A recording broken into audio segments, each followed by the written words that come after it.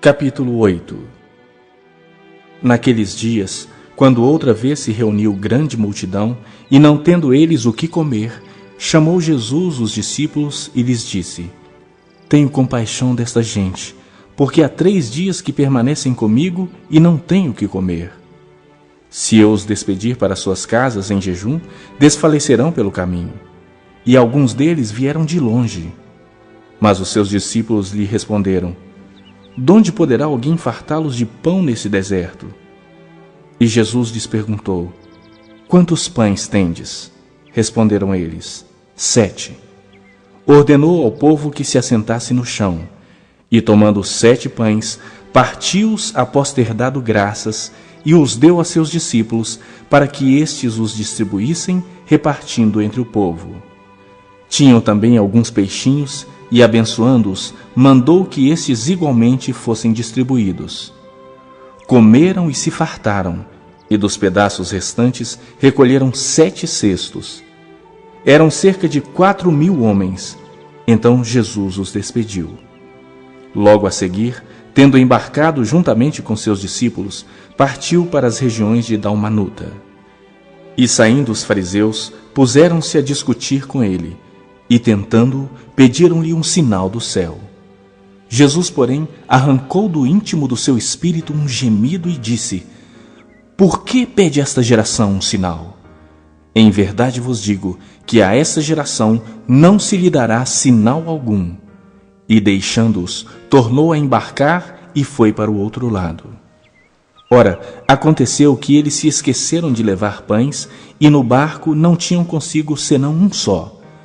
Preveniu-os Jesus, dizendo: Vede, guardai-vos do fermento dos fariseus e do fermento de Herodes.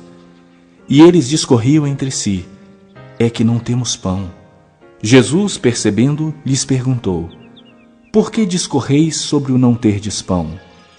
Ainda não considerastes, nem compreendestes? Tendes o coração endurecido? Tendo olhos, não vedes? E tendo ouvidos, não ouvis? Não vos lembrais de quando partiu 5 pães para os 5.000, quantos cestos cheios de pedaços recolhestes? Responderam eles: 12. E de quando partiu 7 pães para os 4.000, quantos cestos cheios de pedaços recolhestes? Responderam: 7. Ao que lhes disse Jesus: Não compreendeis ainda? Então chegaram a Betsaida, e lhe trouxeram um cego, rogando-lhe que o tocasse. Jesus, tomando o cego pela mão, levou-o para fora da aldeia e, aplicando-lhe saliva aos olhos e impondo-lhe as mãos, perguntou-lhe: Vês alguma coisa? Este, recobrando a vista, respondeu: Vejo os homens, porque como árvores os vejo andando. Então, novamente lhe pôs as mãos nos olhos, e ele, passando a ver claramente, ficou restabelecido. E tudo distinguia de modo perfeito. E mandou Jesus embora para casa, recomendando-lhe: Não entres na aldeia. Então, Jesus e os seus discípulos partiram para as aldeias de Cesareia de Filipe, e no caminho perguntou-lhes: Quem dizem os homens que sou eu? E responderam: João Batista. Outros: Elias. Mas outros: algum dos profetas. Então lhes perguntou: Mas vós, quem dizeis que eu sou? Respondendo, Pedro lhe disse: Tu és o Cristo. Advertiu-os Jesus de que a ninguém dissessem tal coisa a seu respeito.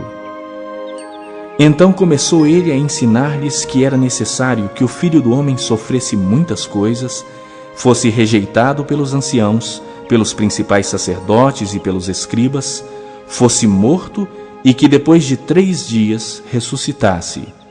E isto ele expunha claramente.